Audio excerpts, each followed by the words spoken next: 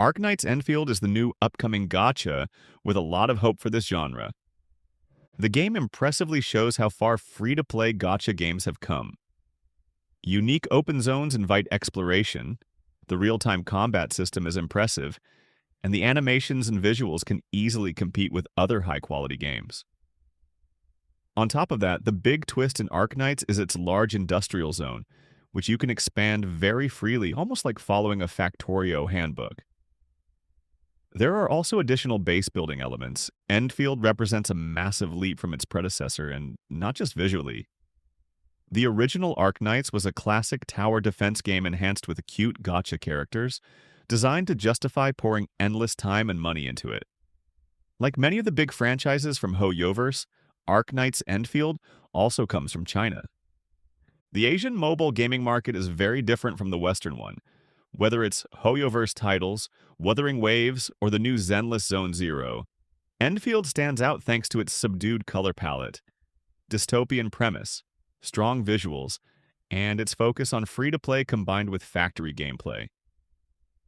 I actually played the original Arknights, and I noticed back then that it was one of the rare gacha games you could complete very well without spending money. Especially for free-to-play players, it was unusually generous. The tower defense gameplay already felt more like a full PC game than a mobile title. Endfield is very far removed from that. It takes the tower defense concept as a foundation and builds a full-fledged action RPG on top of it, visually so impressive that I initially thought it would be a full-price console JRPG. In 2022, Hypergriff released the first concept trailer. At the beginning of 2024, there was the first technical PC test. Then the first beta in February completely blew many fans away with its rework. The second beta ran from November until December 29th, and you could experience everything. The full main story, plus several side quests, and explored what the late game has to offer while waiting for new story updates. Endfield tells a sci-fi story set on the moon Talos 2. You play as the so-called administrator, an employee of Endfield Industries. Whether you choose the male or female version makes little difference to the story. Both have detailed animations and partial voice acting. You learn more about Talos 2 through logs and documents found while exploring. The moon was colonized by humans around 150 years ago, and now humanity is stuck there, with only the administrator able to save everyone. Yes, it's the classic amnesiac hero trope. There are connections to the original Arknights, such as Originium as an energy source, and familiar locations like Rhodes Island. The destruction of the gate has caused a corruption that spreads across the planet, creating major problems.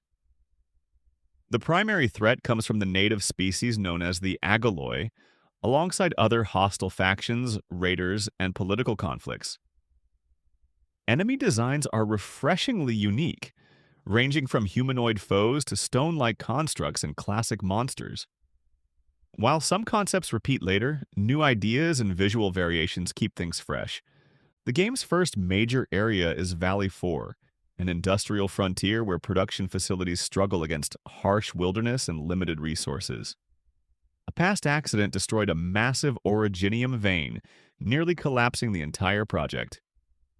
Your role as administrator is to rebuild the region through base expansion, technological development, and economic investment, and your actions directly reshape the landscape. The second major area, Wallamonde City, serves as a scientific counterpart. Built around a massive ether rift, it's now humanity's primary hub for researching ether phenomena. The journey there is more linear at first, but once you arrive, the city opens up into a visually stunning, futuristic green metropolis filled with towering structures and advanced infrastructure. It's genuinely impressive what Endfield achieves with the Unity engine. There are never serious texture issues or character model problems. The second beta looked cleaner overall, with sharper edges and fewer glitches. Some heavy effects like the ether rift or psychedelic smoke caused frame drops, but only in specific locations. The English voice acting is outstanding, among the best in anime-style games, though it's a shame the protagonist rarely speaks. Accents and multilingual elements add a lot of personality and immersion. Currently, the game supports English, Chinese, Japanese, Korean, and Russian. Story pacing has improved significantly, especially early on. Cutscenes are more polished, animations are more frequent, and gameplay integrates better with world building. Camera work is more dynamic and cinematic, making scenes feel alive. While there's no true multiplayer, there are indirect online features reminiscent of Death Stranding, allowing players to help each other subtly. This adds charm, though it may occasionally disrupt immersion for players who prefer a serious tone. Onboarding is much better. Tutorials are more interactive, new characters are immediately playable, and team synergies are suggested automatically. The gacha system is still a gacha system. No sugarcoating that. 6-star characters exist instead of the usual 5-star max, which makes even 5 stars feel more valuable. 4-star characters remain very viable. The 6-star drop rate is 0.8%. One 6-star is guaranteed within 80 pulls. Weapon banners are separate and more generous, and some 6-star weapons can be bought directly with in-game currency. Combat is real-time with 4 active characters. Attacks, dodges, ultimates, and combo systems flow smoothly. Elemental arts like fire, ice, wind, and electricity apply status effects that interact with each other, making team composition crucial. Physical characters function separately with their own mechanics.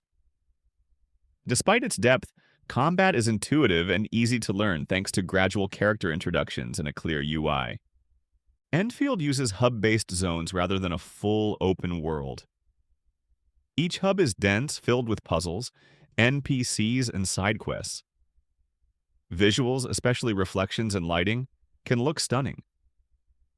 A personal space station allows daily resource generation, relationship building, and light social interactions with characters. The heart of Endfield is its automated industrial complex. You build production chains, mines, power grids, and logistics systems that directly tie into exploration and progression. Outposts and trading systems add an economic layer, making you feel like a true administrator shaping the planet's future. Late game introduces equipment grinding via essences. Still, there's plenty to do. Roguelike modes, side systems, and future live service updates. Endfield delivers an incredibly strong overall package, not just as a gacha game, but as a full-fledged anime RPG. The story is engaging, exploration is addictive, combat feels fantastic, and the English voice acting is exceptional. Technically, the game is impressive even if there are minor issues like key bindings and occasional frame drops. Arknights. Endfield is a revelation showing how far free-to-play games have come. If the full release lives up to the beta, the competition should be worried.